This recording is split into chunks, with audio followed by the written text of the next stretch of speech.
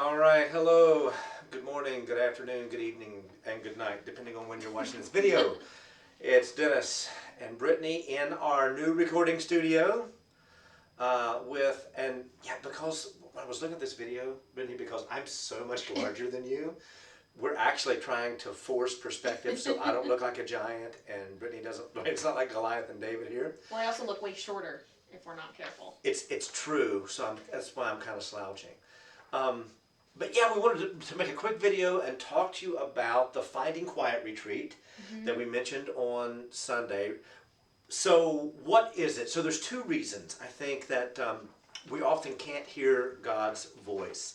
The first is that sometimes we're not listening, or the other is that everything else is too loud. And so our main purpose in having this retreat is to basically carve out time so that we can listen to the Lord, but also push back some of the chaos and maybe turn down the volume of the loudness of the world that's all around us.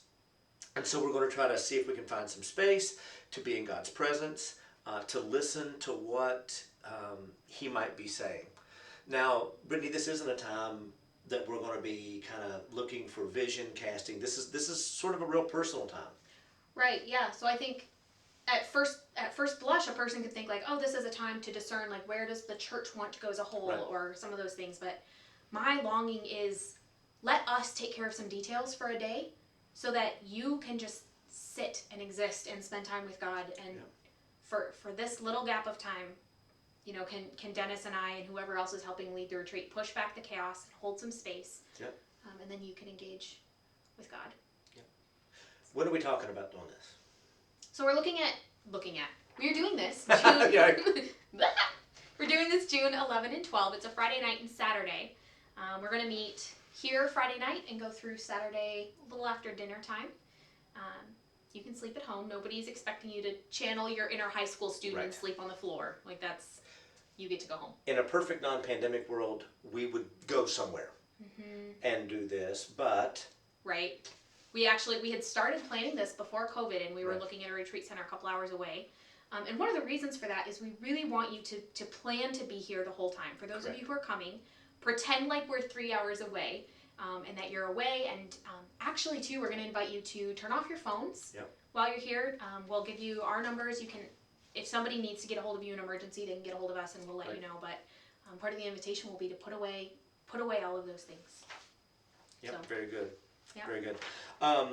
What about if it rains? What are we going to do? Inside, outside? What's up? Yeah. So we're going to be mostly outside. Again, COVID safe. It's in June. Hopefully it'll be really, really nice. But if it's storming, if it's 112 degrees, something like that, we'll move inside. But plan to be outside. Bring your lawn chair. Plan on that. If it rains, we'll move inside here. We have an excursion planned. We do. Hat and sunscreen, probably. We'll have some of that initially, but just anything that you might need. Bring what you need for a day outside. Yep. Right? Bring your water. We're going to have snacks, but we'll also have meals.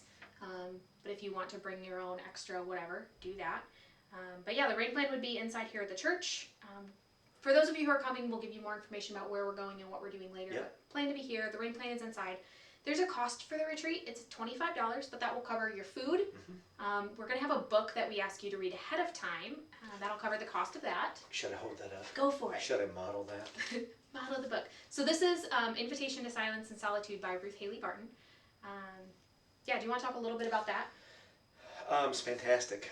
And what we're doing before and why it matters to read before you come? So why it matters to read before we come is part of the thing is you just don't jump into a retreat that's focusing on sort of silence and solitude unless you've done some pre-work, unless you've done, and that's part of the reason we want you to read Ruth Haley Barton's book, is it's sort of this invitation to begin practicing some of the things that we're going to be practicing in earnest when we get here. It's going to cause you to think through some things. It's going to cause you to maybe do a little bit of soul work and introspection before we get there.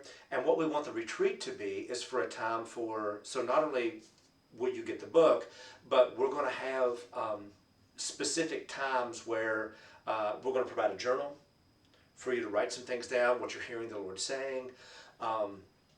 And so it's going to take us probably, we're thinking 4 to 5 to 6 weeks prior to get ready to make the most of what's taken place on the 11th and the 12th. Yeah. So if you're I'm hearing us talk about silence and solitude, and I'm imagining my friends who don't love those things. I would say still come. I'm not going to send you out for 24 hours to sit by yourself and not talk to anyone. Right. That's not, for those of you who crave that, there will be time for that. For those of you who that scares you, still come. It's not going to be like I'm locking you in a room for a day. Right, and Brittany, I forget who said it, right? But one of the Desert Fathers made the statement of the person who cannot abide community should be weary of solitude. The person who cannot abide solitude should be weary of community. Yeah. Right, and so if you're, especially, and I'm going to say this, especially if you're an extrovert, especially if you're a people person, especially if you really, really enjoy, right? If you can't be alone, you need this. Which we're both extroverts. Right, right. So take it from two extroverts. Exactly. So full weekend, right? So Friday night, Saturday, church on Sunday, or what are we doing on Sunday? If you come to the retreat, you are absolved from church on Sunday. I know that may seem silly, right? And again, it depends on what your needs are or what's going on. But for some of us, friends, it's at a time like this when we finally quiet ourselves enough to hear and to listen. We may hear from the Lord in such a way that we need time to sort of reacclimate ourselves, right? So don't feel like that we're just chalking the weekend completely full and you're not going to have time to decompress or things like that. But allow this to kind of be your Sabbath for the week. Yeah. All right.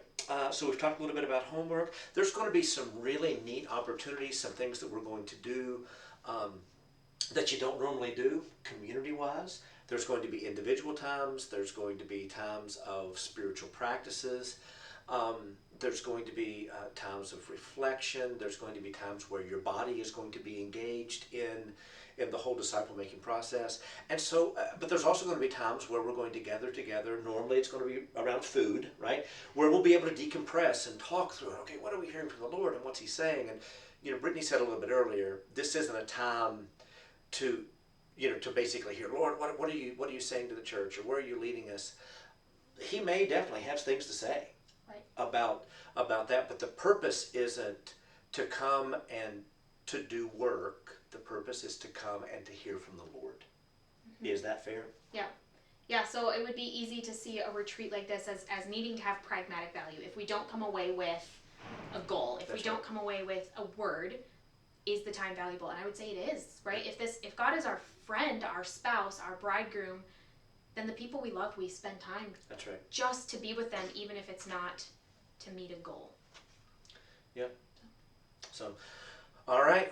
We're super excited. Yeah. Hope that answers some questions. The sign-up deadline is going to be May 2nd, so that we can pull together some details. Yep. If you have any questions, you can email me, Brittany at bellavistachurch.org.